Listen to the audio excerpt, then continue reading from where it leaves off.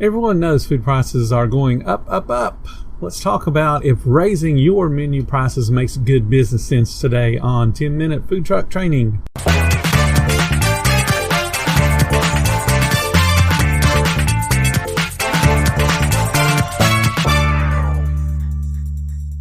Does it ever feel like you're a marketing professional just speaking into the void?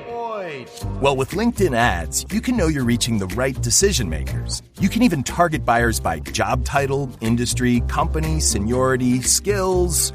Wait, did I say job title yet? Get started today and see how you can avoid the void and reach the right buyers with LinkedIn ads. We'll even give you a $100 credit on your next campaign. Get started at linkedin.com/results. Terms and conditions apply. Hi, my name is Bill Moore, founder of FoodTruckTraining.group. Today's topic is an important one for your business survival. Knowing when to raise prices can be a challenge and is often just a knee-jerk reaction to grocery prices going up. Everybody that buys their own groceries knows food prices are on the rise. So when a local food truck raises their menu prices, it really shouldn't come as a big surprise.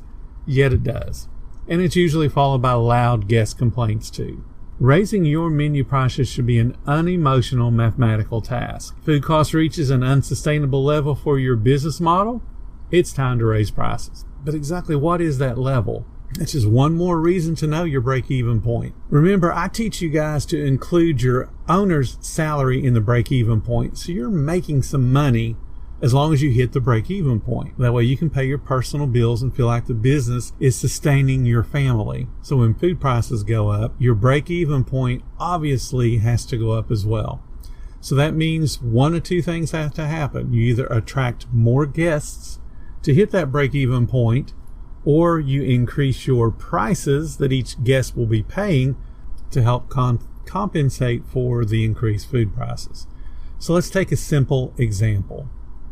Let's say your break-even point is $600 a day. Anything over $600 is profit, less whatever it takes in the food and labor to produce that order. And that profit would be partly your own personal bonus, and then also partly to reinvest back into the business, and then partly to set aside for emergencies. But remember, the $600 break-even is paying your salary.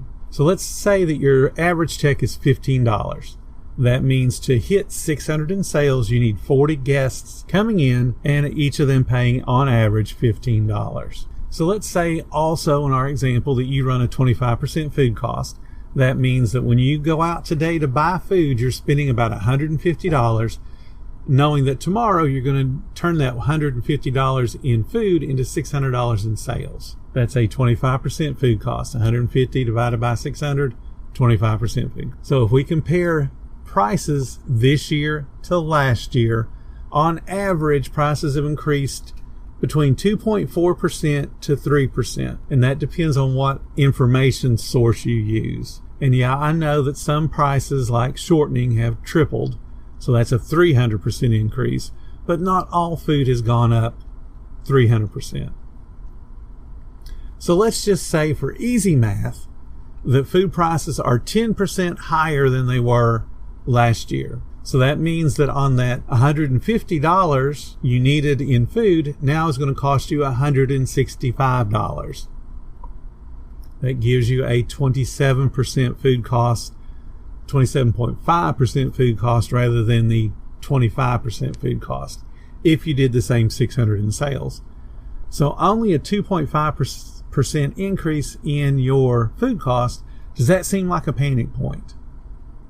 The answer would be no. Remember, everything else stayed the same. No other prices increased. So that means that your break-even point has now become $615. That's one more guest a day. So a teeny tiny bit of effort, you can probably bring in one more person per day without raising your prices. And remember, you're still getting your salary and you're still paying for all the other bills, because break-even means you have broken even. You have paid everything that your business owes or will owe. So let's take that example to the extreme. Let's say everything doubles overnight. So now buying food for that same original $600 in sales is going to cost you $300. Food costs doubled. So what does that do to your break even? Remember, you're only spending an additional $150 more in food. So that means your break even now goes to $750. or 10 more guests. Now, there is some negative. So I don't want you to think it's all just that simple. The negative is the profit after you've hit the break-even point.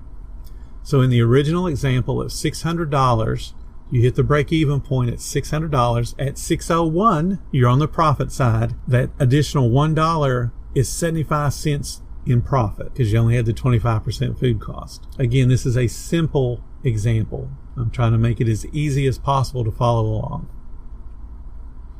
So if you do the 10% increase in food that we talked about, and that means when you hit that $615 new level for your break even, the profit on every dollar after that is only 73 cents.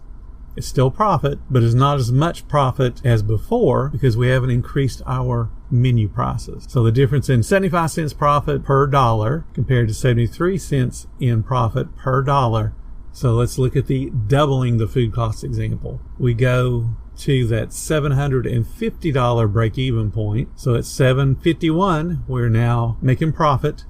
But that dollar now is only giving us 60 cents in profit. Again, it's still profit, but it's not as much as we were making the original $600 example, where we were making 75 cents on every dollar above 600. Now on every dollar above our break even, this new break even point with the new expensive food, we're only making 60 cents a dollar. It's still profit. You still paid for all your other bills. You still got your own salary, but it's not as much profit. So you can decide whether to raise your prices at that point.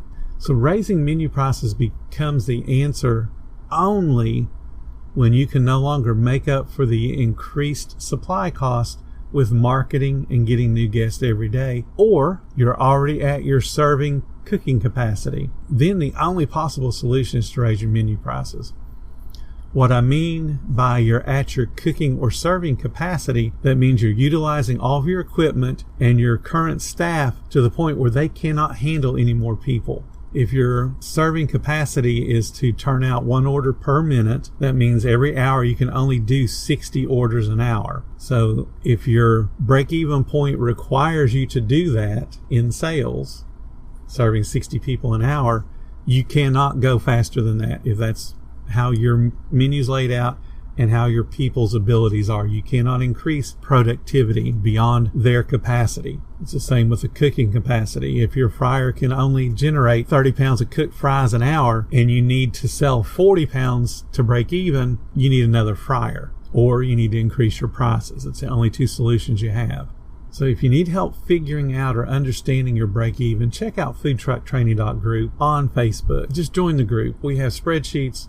We have tons of videos to help you to understand your business. The links are in the description. If you need one-on-one help, I offer that too. For just a teeny tiny fee, I'll give you 8 hours worth of help to get you to understand your business, to get you to make the most money possible with the least amount of effort. That's what I'm all about. You do the work now, and then when you get out on the street, it's easier. That's what I want to teach you guys. If you enjoyed what you heard today, please consider supporting the podcast. Every little bit helps us. Thank you guys so much for listening, and stay profitable, my friends.